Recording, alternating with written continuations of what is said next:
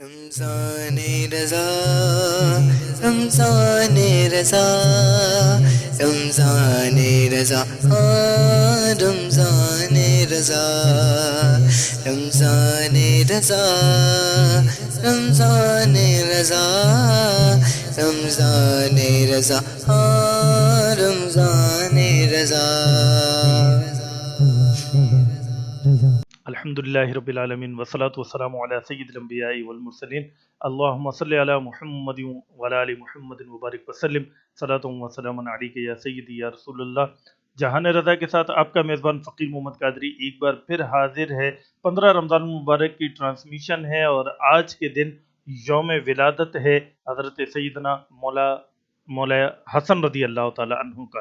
امام حسن رضی اللہ تعالیٰ عنہ آج کے دن اس دنیا میں تشریف لائے اور مولا پاک رضی اللہ تعالیٰ عنہ کا شب ولادت ہے، تو آج کی اس پروگرام کو ہم منسوب کر رہے ہیں حضرت سیدنا مولا امام حسن رضی اللہ تعالیٰ عنہ کے ذکر سے۔ آپ رضی اللہ تعالیٰ عنہ کیسے عظیم شہزادے ہیں، کیسے عظیم شہزادی کی آمد کا دن ہے۔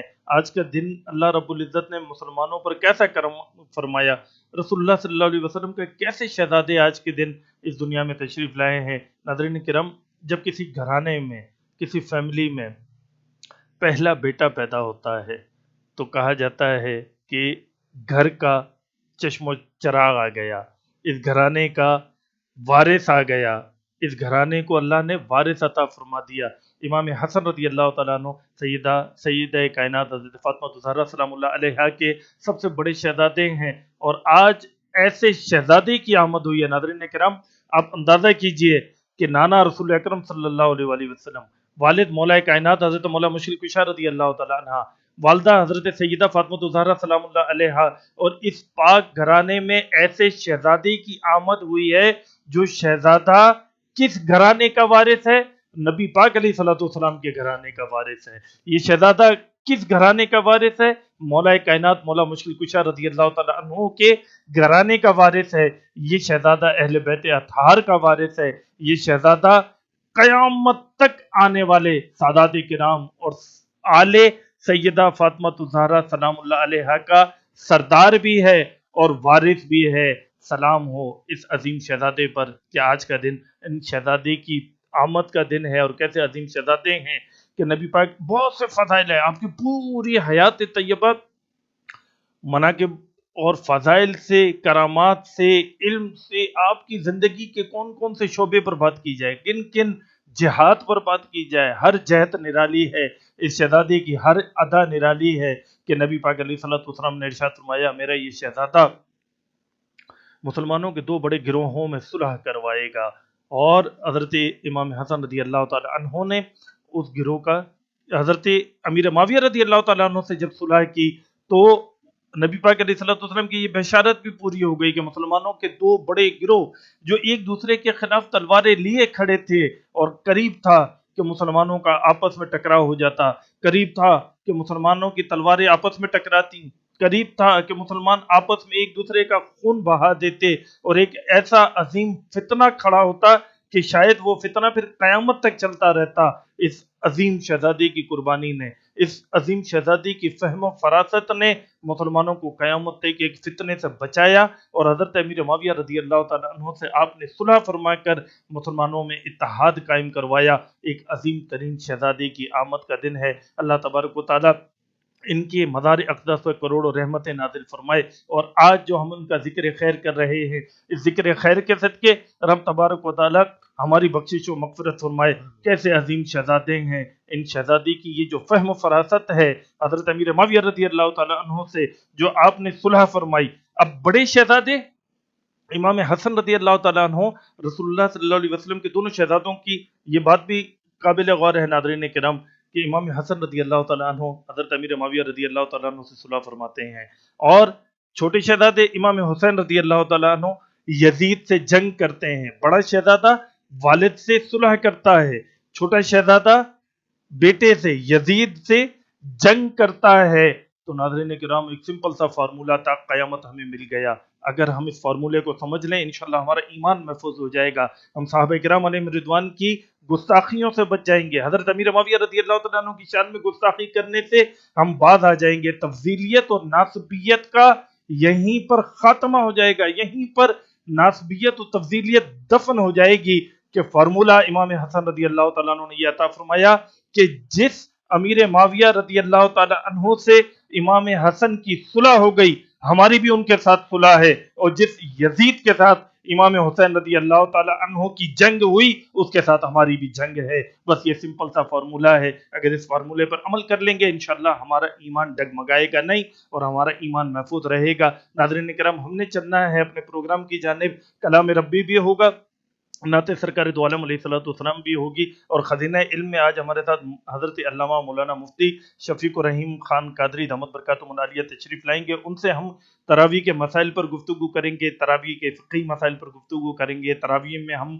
کہاں کہاں غلطیاں کرتے ہیں اس پر ہم نے گفتگو کرنی ہے، تراویح کی اہمیت کیا ہے، تراویح ہم نے کس طرح پڑھنی ہے، اس سب پر ہم نے گفتگو کرنی ہے۔ آخر تک ہمارے پروگرام میں آپ نے جڑا رہنا ہے، انشاءاللہ آج بہت سی معلومات آپ کو ملنے والی ہیں۔ ابھی وقت ہے کلام ربی کا، اور کلام ربی میں ہمارے ساتھ موجود ہیں جناب محمد جنید چشتی صاحب، ان سے گزارش کروں گا تلاوت قرآن مجید فرقان حمید سے ہمارے پروگرام کا آغاز فرمائیں۔ رمضان رضا، رمضان رضا، رمضان رضا، رمضان رضا۔ أعوذ بالله من الشيطان الرجيم. بسم الله الرحمن الرحيم. إنا أعطيناك الكوثر فصل لربك وانحر إن شانئك هو الأبتر. سبحان اللہ، صدق اللہ العظیم. سبحان اللہ، سبحان اللہ۔ ناظرین کرام، کلام ربی میں ہمیں جنید بھائی تلاوت قرآن مجید فرقان حمید سے ہمارے پروگرام کا آغاز فرما رہے تھے۔ وقت ہے ہمارے سیگمنٹ تعریف مصطفیٰ صلی اللہ علیہ وآلہ وسلم کا، اور تعریف مصطفیٰ صلی اللہ علیہ وسلم میں بھی ہمارے ساتھ تشریف فرمائے ہیں محمد جنید چشتی۔ ان سے گزارش کروں گا آقا دو عالم نور مجسم فخر آدم و بنی آدم علیہ السلام کی بارگاہ میں اپنی عقیدتوں کے پھول نچھاور فرمائیں۔ رمضان رضا، رمضان رضا، رمضان رضا، رمضان رضا۔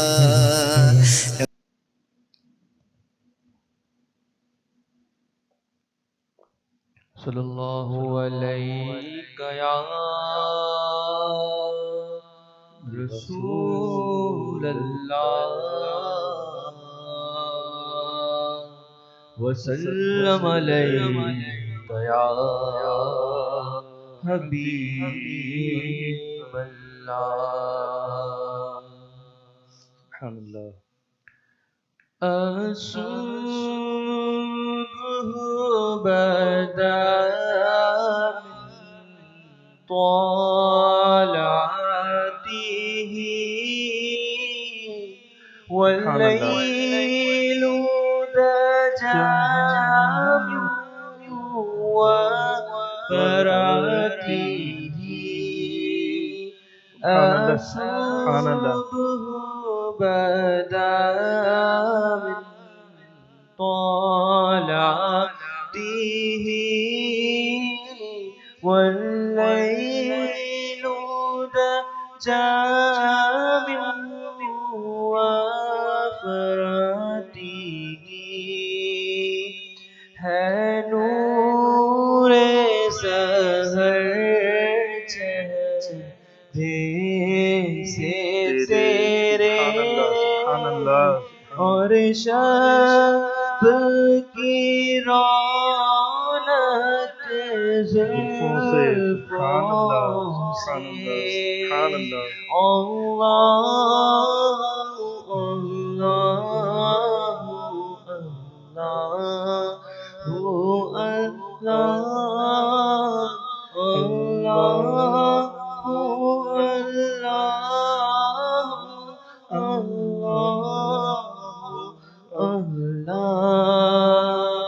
سبحان اللہ. کنز الکرمی مولا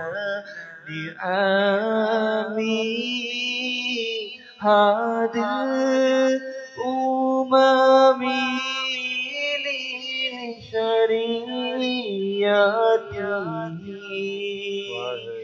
نعمت کا خزینہ ہے مولا گنجینہ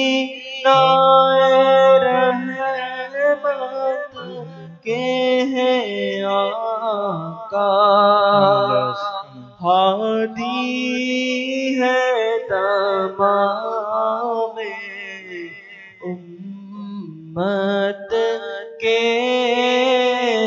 اور رہنما ہے شریعت کے سبحان اللہ سبحان اللہ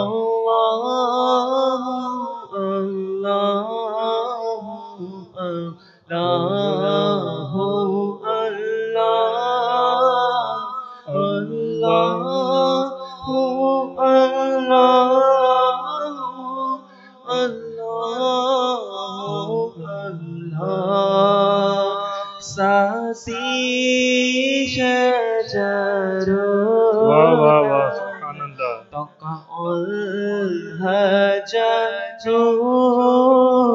شکل کمروبی سبحان اللہ سبحان اللہ واہ سبحان اللہ انگلی کے اشارے پیر چلے اجازت سے فاتح بولو اور چاند ہوا ہے ٹکڑے واہ سبحان اللہ سبحان اللہ انگوشت کے ایک اشارے سے واہ واہ سبحان اللہ سبحان اللہ واہ سبحان اللہ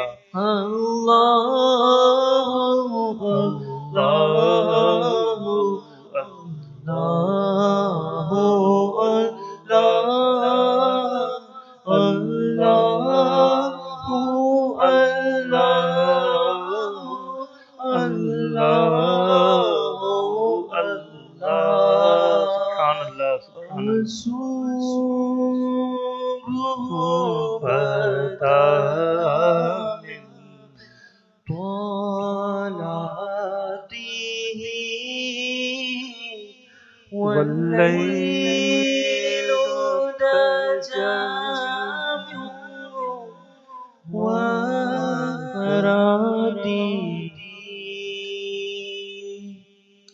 سبحان اللہ سبحان اللہ. محمد جنید چشتی بارگاہ رسالت علیہ السلام میں ہدیہ عنایت پیش فرما رہے تھے اور اتنا خوبصورت انداز اور ایسے جھوم کے اور ڈوب کے کلام پڑھ رہے تھے کہ میں جب ان کا کلام سن رہا تھا تو مجھے بھی ایسا محسوس ہو رہا تھا جیسے ٹھنڈی ٹھنڈی ہواؤں کے جھونکے میری طرف آ رہے ہیں. مدینہ پاک کی ٹھنڈی ٹھنڈی ہوائیں ہمیں مل رہی ہیں. اللہ تبارک و تعالیٰ ان کی سوز میں، ان کے عمل میں، ان کی عشق رسول علیہ السلام میں مزید برکت عطا فرمائے. اللہ تبارک و تعالیٰ ان کی عمر میں برکت عطا فرمائے. اسی طرح جھوم کر محبت کے ساتھ اور عشق رسول میں ڈوب کر آقا کریم علیہ السلام کی ثنا خوانی کرتے رہیں اور ہم ان کو سنتے رہیں. اللہ تبارک و تعالیٰ ان کو بہت برکت عطا فرمائے. ناظرین کرام، ابھی وقت ہے وظائف کی دنیا کا. وظائف کی دنیا کی طرف چلیں گے اور جانیں گے قاری عبدالحمید چشتی صاحب سے آج ہمیں کون سا وظیفہ بتا رہے ہیں. رمضان رضا رمضان رضا رمضان رضا رمضان رضا. اعوذ باللہ من الشیطان الرجیم. بسم اللہ الرحمن الرحیم. آج کا جو وظیفہ میں لے کر حاضر ہوا ہوں، اکثر ہمارے اسلامی بہنیں، اسلامی بھائی پریشان رہتے ہیں کہ رشتہ وغیرہ نہیں ہو پاتا.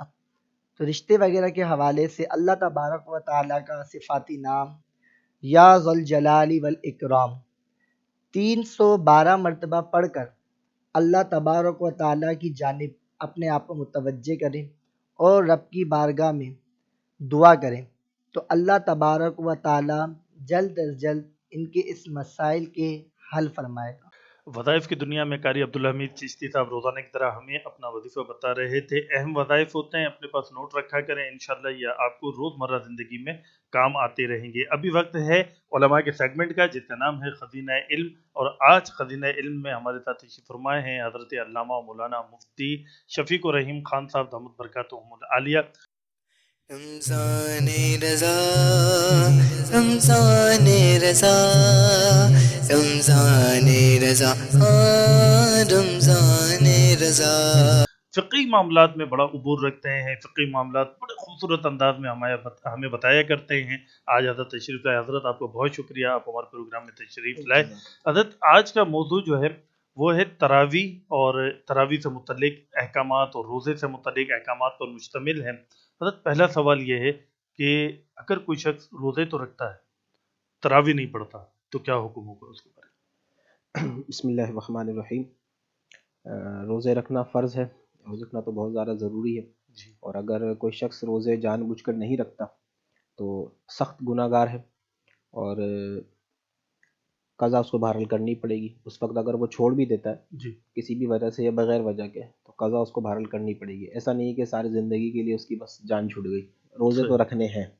ٹھیک ہے، اچھا ہے کہ اسی وقت رکھ لے، جی رمضان کی برکتیں حاصل ہو جائیں گی۔ اور آپ کو پتہ ہے کہ رمضان مبارک میں ایک نیکی کرنا عام دنوں کی گویا کہ 70 نیکی کے برابر ہے۔ وہ جو اجر اس کو ملنا ہے، وہ اگرچہ اس کی قضا رکھ کے پوری ہو، تعداد پوری ہو جائے گی، لیکن وہ جو اجر ملنا ہے وہ نہیں مل پائے گا۔ تو بہتر یہی کہ روزے رکھ لیں۔ ٹھیک ہے، روزے رکھتا ہے لیکن تراویح نہیں پڑھتا، تو اس کے بارے میں کیا حکم ہوگا؟ تراویح ایک الگ سنت ہے، سنت موقدہ، جی، اور اسے چھوڑنا بھی انتہائی غیر مناسب ہے، بلکہ اگر عادت ہی بنا لی کہ مستقل ہی چھوڑ دیا تو یہ تو گناہ ہے ظاہر ہے۔ سنت موقدہ کو مستقل طور پر ترک کر دینا یہ گناہ ہے۔ اور تراویح میں ظاہر ہے کہ قیام اللیل شامل ہو جاتا ہے، تراویح کی اپنی ایک برکتیں، کلام اللہ پڑھا جاتا ہے۔ آپ کو پتہ ہے رمضان شریف کا تو ماحول ہی اس طرح کا ہوتا ہے نا، کہ روزہ دن میں روزہ، پھر رات میں تراویح، پھر قرآن پاک سننا، اور پھر لوگوں کی اشکباریاں اور گریہ زاریاں، وہ ایک تو تراویح کی اپنی برکتیں ہیں۔ اور بہرحال سنت موقدہ کا چھوڑنا یہ گناہ ہے، یہ تو جائز ہی نہیں ہے، تراویح تو پڑھنی پڑے گی۔ اچھا حضرت، اگر کوئی شخص مسجد میں جا کے تراویح نہیں پڑھتا اور گھر میں تراویح پڑھتا ہے، تو کیا حکم ہوگا؟ گھر میں تراویح پڑھ لے گا تو گناہ گار نہیں ہوگا، گناہ گار نہیں ہوگا، لیکن بہرحال پھر وہی بات ہے کہ وہ برکت نہیں مل پائے گی جو مسجد کی برکت ہے، جو مسجد کا ایک اپنا ماحول، ایک اس کا اجر ہے، اور پھر اس کے بعد لوگوں کے، مسلمانوں کی قربت جو ایک نصیب ہوتی ہے وہ نہیں مل پائے گی۔ کیونکہ علماء نے لکھا ہے مسئلہ کہ تراویح سنت مؤکدہ علی الکفایہ ہے، تراویح کی جماعت، یعنی تراویح اگر چند لوگ مسجد میں ادا کر لیتے ہیں جماعت کے ساتھ، اور باقی کوئی شخص گھر میں بھی پڑھ لیتا ہے، تو ہم اس کو یہ نہیں کہیں گے گناہ گار ہوا۔ اچھا، کیونکہ کچھ لوگوں نے وہ جو فرض کفایہ تھا وہ مسجد میں ادا کر لیا، ٹھیک ہے، لیکن اس کے باوجود بھی اگر خود سے بلا وجہ چھوڑتا ہے تو ایک فضیلت چھوڑنے والی بات ہے نا۔ جی، ہاں، یہ الگ مسئلہ ہے کہ پورے علاقے کے لوگ ہی مسجد میں نہ پڑھیں جماعت سے، اچھا، اب مسجد میں جماعت ہی بالکل ترک کر دی لوگوں نے، تو اب سب کے سب گناہ گار ہوں گے۔ اللہ اکبر۔ اچھا حضرت، چونکہ سوشل میڈیا پر ہمارا پروگرام ہے اور پوری دنیا میں دیکھا جا رہا ہے، نہ جانے دنیا کے کون کون سے خطوں سے لوگ دیکھ رہے ہوں گے، اگر کوئی ایسا علاقہ ہو جہاں حافظ قرآن میسر نہ ہو، تو پھر وہ نماز کیسے پڑھیں گے تراویح کی؟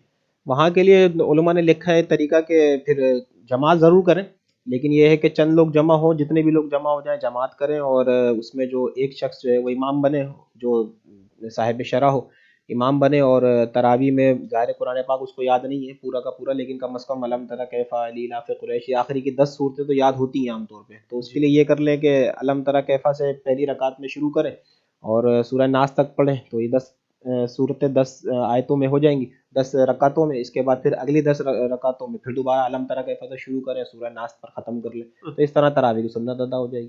اچھا، اور حضرت کیا خواتین مسجد میں تراویح پڑھ سکتی ہیں؟ نہیں، خواتین کو تو منع ہے، خواتین کو تو جو مسجد کی جماعت ہے، عام نمازوں کی جماعت ہے، اس میں آنا منع ہے۔ آپ کو پتہ ہے نا کہ حضرت عمر فاروق رضی اللہ تعالیٰ عنہ نے اپنے زمانے میں منع فرما دیا تھا، حالانکہ اللہ کے رسول صلی اللہ علیہ وسلم کے زمانے میں اور حضرت بکر صدیق کے زمانے میں خواتین آیا کرتی تھی مسجد میں، باجماعت نماز پڑھا کرتی تھی، لیکن حضرت عمر نے جو اس وقت کی خواتین کے حالات دیکھے تو آپ نے اس کو مناسب جانا کہ نہیں، اس وقت حالات ایسے نہیں ہے کہ خواتین کو مسجد میں بلایا جائے، لہذا آپ نے منع کر دیا، اور تبھی سے یہ حکم چلتا ہوا آیا اور پھر ہمارے علماء نے بعد میں جا کے پانچوں نمازوں کو منع فرمایا کہ کسی بھی نماز میں عورت پانچوں نمازوں میں سے مسجد نہیں آئے گی. تو یہ تو عام نماز جو عام جماعت کا حکم ہے، جبکہ وہ سنت موقدہ اور سنن ہدیٰ ہے. خاص طور پر مسجد کی جو جماعت ہوتی ہے اس کے بارے میں خدا کا صلی اللہ علیہ وسلم نے فرمایا ہے کہ اگر اس سنت کو ترک کر دو گے تو گمراہ ہو جاؤ، اللہ یعنی اتنا سخت حکم ہے. تو یہ تو ضروری ہے پڑھنا مردوں کے لیے، لیکن خواتین کو اس سے بھی منع کر دیا گیا. تو جب ان جماعت کے لیے اس جماعت کے لیے منع کر دیا گیا تو تراویح کا حکم تو بہرحال اس سے کم ہے. تو تراویح کے لیے بہرحال خواتین کو مسجد میں نہیں بلانا چاہیے. ٹھیک ہے. اچھا حضرت، آج کے زمانے میں ہم دیکھتے ہیں کہ بعض بد مذہب فرقے جن کے عقائد اچھے نہیں ہیں وہ خاص طور پہ رمضان المبارک میں اہتمام کرتے ہیں خواتین کے لیے نماز تراویح کا. اس میں خواتین ہی نماز پڑھا رہی ہوتی ہیں، جماعت بھی خواتین ہی کرا رہی ہوتی ہیں، اہتمام بھی خواتین کا ہوتا ہے اور سارے معاملات ہوتے ہیں. تو لیکن اس کے پس پردہ، اس تراویح کے پس پردہ ان کے جو مقاصد ہوتے ہیں وہ مقاصد ہوتے ہیں بد مذہب عقائد کا کام کرنا، اپنے عقائد لوگوں تک پہنچانا، انہیں گمراہ کرنا، انہیں بد مذہبیت میں لے جانا. تو ان کو روکنے کے لیے ہمیں کیا کرنا چاہیے، یا صحیح العقیدہ علماء کرام کو کیا کردار ادا کرنا چاہیے؟ دیکھیں یہ تو ظاہر ہے ضرورت کا ایک سوال ہے، یعنی جی جہاں ضرورت ہو وہیں کیا جائے گا. جی ضرورت کے جو مسائل ہوتے ہیں ذرا مختلف ہوتے ہیں عام حالات سے. جی تو جہاں ایسی ضرورت ہو، لوگوں کو لگتا ہو کہ یار یہاں پر بد مذہبیت اس طریقے سے پھیلائی جا رہی ہے اور ہمارے اہل سنت صحیح العقیدہ لوگ جو اہتمام کر سکتے ہوں اس طرح خواتین کو اپنی طرف مائل کرنے کا، یعنی اپنے مسلک کی طرف مائل کرنے کا، تاکہ ان کے شکنجے سے بچ کر اپنے ہی معمولات کی طرف رہیں، تو وہ پھر ضرورت کی بنیاد پر یہ اہتمام کر سکتے ہیں. لیکن اس کے لیے دو شرائط ہیں کم از کم. ایک یہ کہ خواتین کے لیے جو آنے اور جانے تک کا جو اہتمام ہو، نماز پڑھنا یہ تو اپنی جگہ علیحدہ ہو گئی، نماز پڑھنے کی جگہ اور آنے جانے کے جو راستے ہیں وہ بھی مردوں سے جدا. اچھا پردے کا اہتمام ہو، پردے کے ساتھ خواتین اس طرح آئیں کہ مردوں سے ان کا بالکل اختلاط نہ ہو، مرد الگ ہو، ان کا راستہ الگ ہو آنے کا، خواتین کا الگ ہو، آنے جانے کا راستہ بھی الگ ہو، پلس نماز کی جگہ تو ظاہر ہے وہ تو ہوگی الگ، انڈرسٹوڈ. پلس یہ کہ وہاں پر کم از کم پھر جو ہے نا وہ تفسیر قرآن کم از کم بیان کی جائے. جی تفسیر کے ساتھ مزید کچھ چیزیں جو ضروری ہوں، یعنی علم دین کی کوئی نہ کوئی نشست بھی اس میں شامل کی جائے، تاکہ جو خواتین کا گھروں سے نکلنا ہے وہ صرف جماعت کے لیے نہ ہو جی بلکہ علم دین کے لیے ہو، کیونکہ صحیح. علم دین حاصل کرنا فرض ہے. ٹھیک تو ہے. وہ اس فرض کے لیے اگر گھر سے نکلیں گی تو یہ سمجھ لیں ایک معاملہ ایک کور ہو جائے گا ان کا کہ بھائی وہ فرض سیکھنے کے لیے نکلی ہیں، ساتھ میں ان کی نیت جو ہے وہ تراویح کی بھی ہو گئی یا تراویح بھی اس میں شامل ہو گئی. جی لیکن خاص طور پہ تراویح کے لیے اہتمام کرنا، اور پھر ظاہر ہے کہ یہ مقصد حاصل ہوگا بھی نہیں نا. آپ کو اگر بد مذہبیت روکنی ہے اور صرف تراویح پڑھا کے خواتین کو گھر بھیج دینا ہے تو پھر وہ مقصد تو حاصل نہیں ہوگا. جی اصل چیز ہے اپنے صحیح عقائد ان تک پہنچانا. وہ تو دائرے درس کے ذریعے ہی پہنچیں گے، بیان کے ذریعے پہنچیں گے. تو ایسی جگہ پہ جہاں پہ لوگ سمجھتے ہوں، جہاں ضرورت ہے تو وہاں پر تراویح کریں. اگر ضرورت ہو اور کر سکتے ہوں علیحدہ سسٹم تو علیحدہ کریں، اور آنے جانے کا راستہ، نماز کی جگہ سارا علیحدہ ہو. کسی بھی موقع پر، کسی بھی مرحلے پر مردوں کے ساتھ ان کا اختلاط نہ ہو. پلس یہ کہ اس میں کم از کم جو ہے وہ قرآن پاک سے وہ نہیں تو کسی ایک سنی عالم کی صحیح العقیدہ کی کتاب سے کم از کم علم دین کا درس بھی ہو، تاکہ خواتین جو ہے وہ جب آئی ہیں تو وہ مستفیض بھی ہوں. یہ دونوں شرائط کے ساتھ کر سکتے ہیں، لیکن یہ بحالت مجبوری کا حکم ہے، عام حالات میں بلانا منع ہے. جزاک اللہ. اچھا حضرت، کیا ایک ہی سلام سے 20 رکعتیں پڑھی جا سکتی ہیں تراویح کی؟ علماء نے مکروہ لکھا ہے اس کو اچھا کہ نہ کیا جائے ایسا. بہرحال کسی نے اگر اس طرح پڑھ لی تو ہو تو جائیں گی، جی لیکن یہ ہے کہ ایسا نہیں کرنا چاہیے. علیحدہ علیحدہ نیت کرے وہ بہتر ہے. نیت بھی علیحدہ علیحدہ کریں اور سلام بھی علیحدہ. سلام. جی. اچھا جزاک اللہ. کیا تراویح حضرت بیٹھ کے پڑھی جا سکتی ہے؟ بیٹھ کے پڑھنے کو علماء نے مکروہ لکھا ہے، لیکن یہ مکروہ تنزیہی ہے. تنزیہی کا مراد اعلیٰ حضرت نے اس پہ پوری تحقیق کی ہے. مکروہ تنزیہی خلاف اولا ہوتا ہے، یعنی ناپسندیدہ. اچھا کہ اس بات کو پسند نہیں کیا گیا کہ جو ہے وہ بیٹھ کے تراویح ادا کی جائے. لیکن یہ ہے کہ اگر کوئی سمجھتا ہے کنڈیشن ایسی ہے، بوڑھا ہے، پیروں میں تکلیف ہوتی ہے، تراویح کا شوق ہے، بیٹھ کے پڑھ لے گا تو پوری پڑھ لے گا، نہیں تو پھر گھر چلا جائے گا یا نہیں پڑھ پائے گا تو پھر اس صورت میں بیٹھ کے پڑھ لے. اسی طرح مردوں میں بھی اگر کوئی مجبوری ہے، کسی کے پیر میں کوئی درد ہے، کوئی ایشو ہے، تو یہ عذر ہے تو اس میں بھی بیٹھ کے پڑھ سکتے ہیں. کوشش کی جائے کہ کھڑے ہو کے پڑھی جائے. مطلب جتنی ہمت ہو، اجازت جسم دے، طاقت اجازت دے، اتنی دیر کھڑے رہ کے پڑھ لیں، کھڑے رہ کے پھر بیٹھ کے پڑھ لیں، پھر اگر ممکن ہو تو پھر کھڑے ہو کے پڑھ یعنی لیں. کہنے کا مقصد یہ ہے کہ تراویح نہ چھوڑیں. تراویح نہ چھوڑیں. تراویح نہ چھوڑیں کہ پیروں میں درد ہے تو آج میں تراویح نہیں پڑھوں گا، یہ نہ کریں. تراویح پڑھ لیں، بھلے بیٹھ کے پڑھ لیں. ٹھیک ہے. اچھا حضرت، کیا نابالغ بڑوں کی تراویح کی جماعت کرا سکتا ہے؟ نہیں، نابالغ بڑوں کی جماعت نہیں کرا سکتا. نابالغ اپنے سے دوسرے نابالغ کی کرا سکتا ہے، اچھا، بڑوں کی جماعت نہیں کرا سکتا. ٹھیک ہے. اور اگر کہیں ایسا ہوا ہو تو پھر کیا کیا جائے گا؟ نماز ہی نہیں ہوئی. نماز نہیں. ظاہر ہے نابالغ تو اہل ہی نہیں ہے نا بڑوں کی جماعت کا. یہ ناظرین کرام بہت اہم سوال ہے، اس کو آپ نے نوٹ رکھنا ہے. بعض اوقات اس طرح کی غلطیاں بالخصوص وہ جو ہمارے دیہی علاقے ہوتے ہیں ان میں اس طرح کی غلطیاں ہو جاتی ہیں، تو اس کو آپ نے ضرور ذہن میں رکھنا ہے. اہم چیز تھی. اچھا حضرت، کیا بد مذہب کے پیچھے تراویح پڑھ سکتے ہیں؟ نہیں، بد مذہب کے پیچھے بھی بالکل تراویح پڑھنے کی اجازت نہیں ہے. اپنے سنی صحیح العقیدہ کے پیچھے پڑھیں، کیا ضرورت ہے بد مذہب کے پیچھے پڑھنے کی. اچھا، باقی نمازیں بھی نہیں پڑھ سکتے یا صرف تراویح؟ نہیں، ظاہر ہے ساری نمازوں کا یہی حکم ہے، کوئی نماز ان کے پیچھے پڑھنا درست نہیں ہے. اللہ یہ ہے کہ بعض صورتوں میں علماء بہت مجبوری کی حالت میں جمعے کی اجازت دیتے ہیں، لیکن وہ اس طرح کی کنڈیشنز ریئرس کنڈیشنز ہوتی ہیں. وہ عام طور پہ جس طرح ہمارے علاقے ہیں یہاں تو جگہ جگہ الحمدللہ مساجد موجود ہیں. آپ کو ضرورت ہی نہیں ہے تھوڑا سا 2 منٹ کی آپ نے ڈرائیو کی یا تھوڑا سا آپ پیدل چل کے گئے، آپ کو صحیح العقیدہ کے پیچھے جماعت مل جاتی ہے، تو آپ کو کیا ضرورت ہے کسی کے پیچھے پڑھنے کی. نماز کیونکہ آپ کو پتہ ہے نا کہ وہ نماز سب سے اہم ترین افضل ترین عبادت ہے. بے شک، بے شک. عبادات میں بھی درجے ہیں، نماز ہے، پھر روزہ ہے، پھر حج زکوٰۃ ہے. سب سے افضل ترین جو ہے نا وہ نماز کا درجہ ہے. تو اب اس میں جتنی اچھا عبادات کے معاملے میں ہمارے علماء کا طریقہ یہ رہا ہے کہ وہ ہمیشہ جو ہے نا احوط چیز کو لیتے ہیں، جو زیادہ محتاط معاملہ ہوتا ہے اس کو لیتے ہیں. آپ نے دیکھا ہوگا بعض مسائل کے اندر کے علماء جو ہے وہ اجازت دے دیتے ہیں کہ ٹھیک ہے مجبوری کی حالت میں نماز پڑھ لیں، جیسے ٹرین پر نماز ہے. جی. اب جیسے ہماری مجلس تحقیقات شرعیہ مبارک پور والے انہوں نے تحقیق کی اور سارا مسئلہ بیان کیا. تو انہوں نے یہ مسئلہ بیان کیا کہ اگر کوئی شخص ٹرین میں سفر کر رہا ہے اور ایسی کنڈیشن ہے کہ اس کی نماز قضا ہونے والی ہے، رکنے کی کوئی صورت نہیں ہے ٹرین کے رکنے کی، تو اب اس صورت میں وہ ٹرین میں جیسے تیسے جس طرح اس کو میسر ہو، جس طرح ممکن ہو نماز پڑھ لے اور اس کے بعد پھر دہرا لے. اب یہ جو دہرانے کا حکم ہے یہ کیوں ہے؟ جب ٹرین میں دفعہ پڑھ لی تو ہو جانی چاہیے.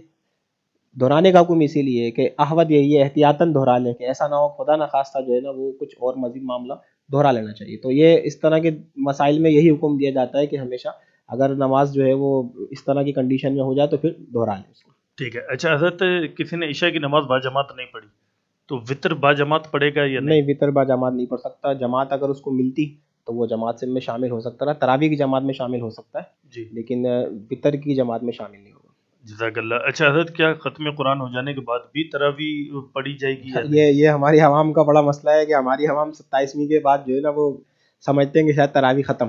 جی. حالانکہ یہ غلط ہے. تراویح پورے جتنے بھی روز رمضان ہو سارے رمضان میں آخری شب کو چھوڑ کر تراویح جو ہے وہ پڑھی جائے گی اور سنت موقعہ کا ثواب انشاءاللہ ان کو ملے گا. ٹھیک ہے حضرت. دیکھا گیا ہے کہ امام درمیان سے قرآن کا کچھ حصہ چھوڑ کر آگے نکل جاتے ہیں، تو پھر سامع لقمہ دیتا ہے تو پھر پیچھے سے چھوٹ جانے والا حصہ پڑھتے ہیں، پھر آگے سے شروع کر دیتے ہیں. تو کیا اس سے یہ ہو جاتا ہے، تھوڑا آگے پیچھے ہو جاتا ہے تراویح کے اندر. اصل میں دیکھیں تراویح میں جو بیسیکلی مقصود ہے نا وہ ختم قرآن ہے. جی. اعلیٰ حضرت نے اس پہ کلام فرمایا ہے کہ اصل مقصود یہاں پہ ختم قرآن ہے. اب ختم قرآن کو اگر آپ سامنے رکھیں کہ بھئی ختم کرنا ہے، تو اگر ایک آیت بھی چھوڑ دی تو ختم قرآن تو نہیں ہوگا. تو ظاہر ہے کہ اب ختم قرآن کرنے کے لیے یعنی پورا مکمل قرآن پاک پڑھنے کے لیے اگر وہ کچھ چھوڑ کے آگے نکل گیا تھا اور پیچھے سے لقمہ آیا تو اس کو پیچھے تو پلٹنا پڑے گا. جی. پیچھے پلٹے ہمارے حفاظ اسی طرح کرتے ہیں، پیچھے پلٹتے ہیں، پھر پیچھے والی آیت کو پڑھ لیتے ہیں، اس کے بعد پھر دوبارہ جہاں سے پڑھ لیتے ہیں وہیں پہ شامل ہو جاتے ہیں. تو یہ بیسیکلی ختم قرآن کی فضیلت حاصل کرنے کے لیے یہ درست ہے اپنی جگہ.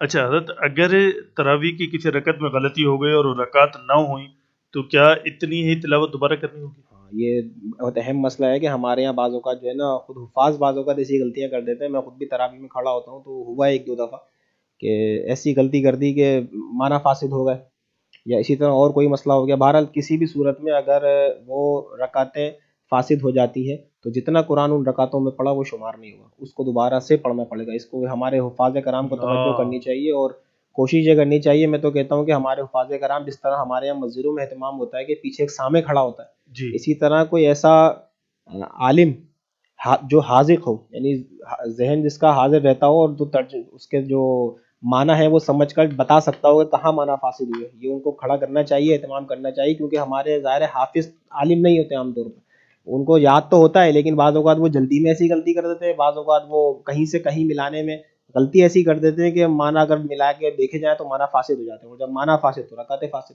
تو یہ ضروری ہے کہ اس کا اہتمام کریں کہ اگر بالفرض جو ہے وہ کہیں رکعت فاسد ہو گئی ہے تو دوبارہ سے اتنا قرآن جتنا پڑھا گیا وہ جو ہے وہ پڑھیں. لیکن میں پھر آپ سرچ کروں کہ یہ عام کنڈیشن میں تو پتہ چل جائے گا. مثلا نماز میں کوئی ایسی غلطی ہوگی جس کا سب کو پتہ ہے تو وہ تو چلو وہ اس کو پتہ ہے رکعتیں پڑھنی ہے ریپیٹ کر لے گا. لیکن اگر معنی میں فساد آ گیا تو وہ ہر آدمی تو نہیں سمجھ سکتا, بلکہ اعلیٰ حضرت نے لکھا ہے کہ ہر عالم بھی اسی وقت فی الودی نہیں بتا سکتا, اس کو بھی دیکھنا پڑتا ہے. تو اللہ. یہ بہت اہم معاملہ ہے کہ اس کے لیے اہتمام بہرحال ہونا چاہیے. کہیں اگر معنی فاسد ہوئے یا کسی بھی وجہ سے وہ رکعتیں فاسد ہوتی ہیں تو جتنی تلاوت پہلے کی تھی دوبارہ سے اگلی رکعتوں میں کرنی ہوگی, اور اگر نہیں کی کسی کو پتہ نہیں چلا تو ختم قرآن نہیں ہو پائے گا.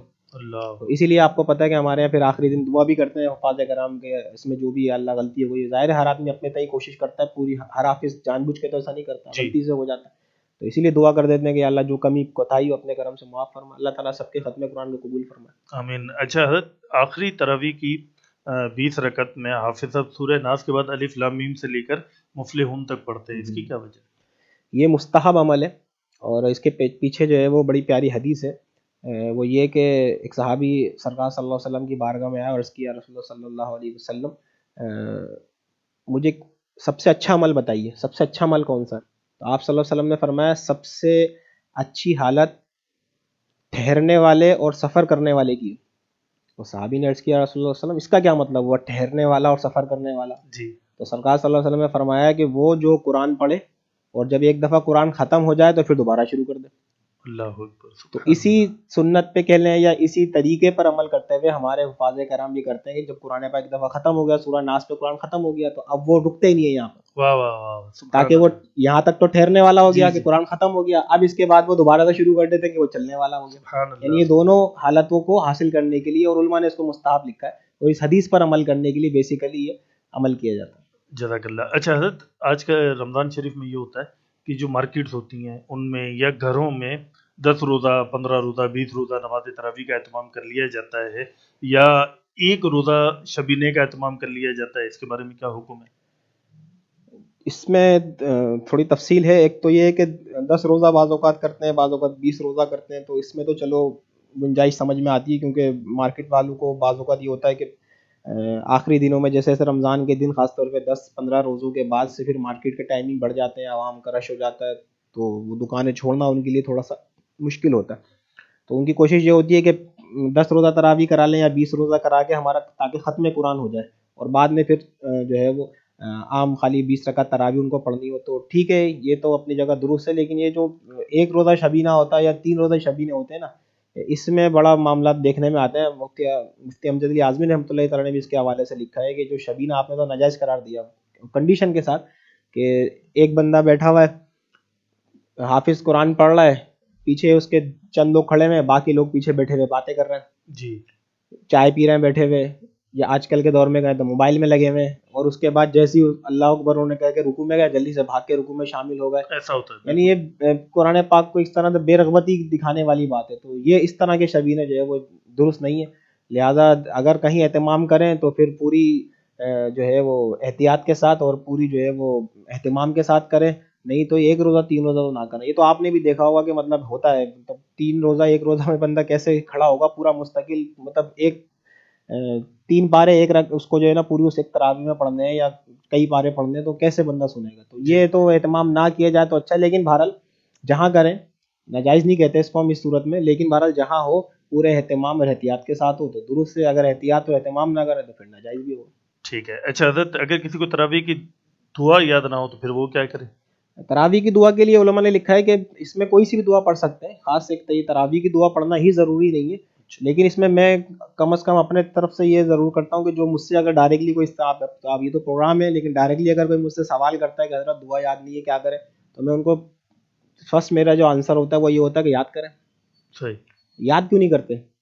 خاص طور پہ ینگ جنریشن جو ہماری 16-18 سال کے لڑکے 20 سال کے لڑکے آگے پوچھتے ہیں حضرت دعا یاد نہیں کیا کریں. ارے بھائی تو یاد کرو نا, آپ نہیں کرو گے تو کون کرے گا؟ کوئی 80-90 سال کا بوڑھا آدمی پوچھے نا حضرت یاد نہیں ہے, تو سمجھ میں بھی آتا ہے یار اب یہ یاد بھی کرے گا, ہو سکتا ہے اس کو یاد نہ. صحیح. 20-22 سال کا نوجوان, اس کی تو عمر ہے ماشاءاللہ, یوتھ ہے, کر سکتا ہے, تو اول تو یاد ہی کرنا چاہیے نا. ٹھیک ہے. ابھی یاد نہیں کریں گے تو کب کریں گے؟ تو ان کو یاد کرنا چاہیے. لیکن اب کوئی ایسا بوڑھا آدمی ہے یا کوئی ایسا بالکل بہت زیادہ ضعیف حافظے کا شخص ہے کہ جس کو یاد ہی نہیں ہوتی, تو کوئی سی دعا پڑھ لے, لیکن بہرحال یاد کرنا چاہیے. دعائے معصورہ, قرآن پاک کی کوئی دعا, کوئی سی بھی دعائے معصورہ. اچھا حضرت, آخری سوال یہ کہ کیا تراویح کی اجرت لینا جائز ہے اور مساجد میں جو حفاظ کی خدمت کی جاتی ہے اس کے بارے میں کیا حکم ہے؟ دیکھیں تراویح کی اجرت پر تو ہمارے علماء کا فتویٰ ہے، امجد علی خان صاحب نے بہار شریعت میں لکھا اور دیگر بڑے بڑے ہمارے اکابرین نے لکھا.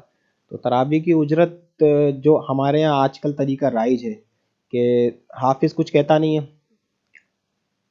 آگے سے وہ بھی کچھ کمیٹی والے بھی کچھ طے نہیں کرتے، اور انڈرسٹوڈ ہوتا ہے کہ اس کو پتہ ہے کہ وہ دیں گے اور انہیں پتہ ہے کہ ہمیں دینا، صحیح ہے. اور یہ بھی لے لے گا. تو یہ المعروف کالمشروط کے تحت آتا ہے، یعنی یہ ایک فقہ کا قاعدہ ہے المعروف کالمشروط. جو عرف میں مشہور و معروف بات ہوتی ہے وہ گویا کہ شرط ہوتی ہے، یعنی پہلے سے طے شدہ ہے. اس کی مثال یوں سمجھنے کہ آپ اگر کسی لوکل بس میں لوکل ٹرانسپورٹ کی کسی بس میں آپ چڑھے اور کنڈکٹر نے کرایہ آپ سے نہ بھی مانگا تو اب آپ کو پتہ ہے کرایہ تو دینا ہے. ٹھیک ہے، بالکل صحیح. تو اسی طرح یہاں پر ہے کہ یہاں پر حافظ صاحب کو پتہ ہے کہ ملنا ہے، کمیٹی کو پتہ ہے کہ دینا ہے. تو یہ المعروف کالمشروط اسی کو کہتے ہیں، اور یہ گویا کہ طے شدہ ہے. لہٰذا یہ اب قرآن پاک سنانے کی اجرت ہو گئی. قرآن پاک سنانے کی اجرت طے کرنا یا لینا یہ جائز نہیں. اچھا، یہ منع ہے، اس پر ہمارے علماء کے فتوے موجود ہیں. آپ کہیں گے کہ آج کل تو ہوتا ہے، ظاہر ہے دیتے ہیں، تو اس کو اجرت نہیں کہنا چاہیے. نہ قرآن پاک کی جو ہے وہ اس کو قیمت کہہ سکتے ہیں، بلکہ اس کو خدمت کہہ لیں. ٹھیک ہے. یہ ہمارے حفاظ کرام کی خدمت ہے، جو لوگ کرتے ہیں تو خدمت کرنی چاہیے بالکل اس میں. لیکن اس میں بھی سب سے جو صحیح طریقہ ہوگا وہ یہ ہوگا کہ حافظ صاحب جو ہے وہ شروع میں ہی پہلے دن ہی جب وہ بات کرنے جا رہے ہیں پہلے سے طے ہوتا ہے تو پہلے دن ہی کہتے ہیں کہ بھائی میں قرآن پاک سناؤں گا لیکن اس کی کوئی پیسے کوئی اجرت نہیں لوں گا. صحیح. اب اس کے بعد اگر وہ دیں بھی تو ان کا لینا بھی جائے. ٹھیک. کیونکہ المعروف کالمشروط اس کی دلالت جو ہے وہ تضمن، یعنی یوں سمجھنا ہے اس کی دلالت ذرا لو لیول کی ہے. جی. اور جب زبان سے صراحت کر دی تو یہ اس سے اوپر لیول کی بات آ گئی. اب ٹھیک جب زبان سے ایک شخص نے کہہ دیا میں نہیں لوں گا، اب اس کے بعد وہ دے بھی دیتے ہیں تو اب یہ المعروف کالمشروط یہاں کام نہیں کرے گا. صحیح. سمجھ رہے بات کو؟ بالکل وہ ٹھیک. قاعدہ یہاں نہیں لگے گا. زبان سے اس نے منع کر دیا مجھے نہیں چاہیے میں نہیں لوں گا اور انہوں نے دے بھی دیا تو اب ان کا لینا جو ہے وہ درست ہوگا. اور بہرحال اس کو خدمت کہنا چاہیے، اس کو اجرت نہیں کہنا چاہیے. جزاک اللہ حضرت، آپ ہمارے پروگرام میں تشریف لائے. حضرت ناظرین کرام، آپ نے دیکھا حضرت نے بڑے مفصل انداز میں تراویح سے متعلق احکامات ہمیں بتائے. اللہ تبارک و تعالیٰ ان کو سلامت رکھے، ان کے علم میں عمل میں برکت عطا فرمائے. بڑی محبت کے ساتھ ہم جب بھی یاد کرتے ہیں حضرت تشریف لے آتے ہیں، یہ ان کی محبت ہے ہمارے ساتھ. تو جہان رضا کے ساتھ ہم سب اور جہان رضا کی ٹیم آپ کی شکر گزار ہیں. آج کے پروگرام سے اپنے میزبان فقیر محمد قادری کو اجازت دیجیے. کل انشاءاللہ اسی وقت اسی چینل پر آپ سے پھر ملاقات ہوگی. والسلام علیکم ورحمۃ اللہ وبرکاتہ.